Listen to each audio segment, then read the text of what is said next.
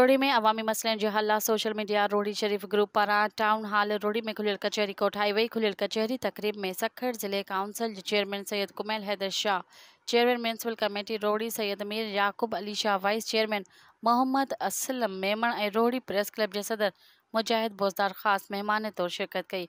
खुलियल कचहरी दौरान हसन काज़ी, ग़ुलाम यासी मंगी, मखदूम ग़ुलाम रसूल ऐं ॿियनि शहरियुनि सेप्को जे नाजाइज़िन ऐं शहर में वधंदड़ बदअमनी ऐं सफ़ाई सुथराई ऐं ॿियनि मसइलनि जी रोशनी विधी। जंहिं बाद ज़िले चेयरमैन सैयद कुमैल हैदर शाह पंहिंजे ख़िताब दौरान शहरियुनि सां मुख़ातिब थींदे चयो त पाकिस्तान पीपल्स पार्टी अवामी पार्टी आहे जंहिं हमेशह अवाम जे हक़नि जी ॻाल्हि कई आहे।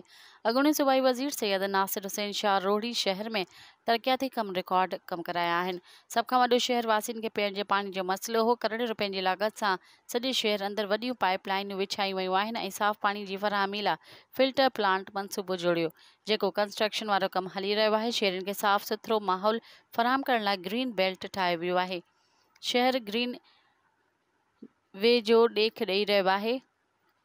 शहरियुनि जी तफ़रीह लाइ पार्क में ज़ू पार्क ठाहिया विया। सैयद कुमैल हैदर शाह जो वधीक चवणु हो त पंहिंजे शहर खे साफ़ सुथरो ॾिसण था चाहिनि त शहरियुनि लाइ ऑफिस जा दरवाज़ा खुलियल आहिनि। सफ़ाई सुथराई ऐं ॿियनि अहम इशूज़ ते शहरी अची मिलनि त हू तरजीही बुनियादुनि ते मसइला हल कराइण जी कोशिश कंदो।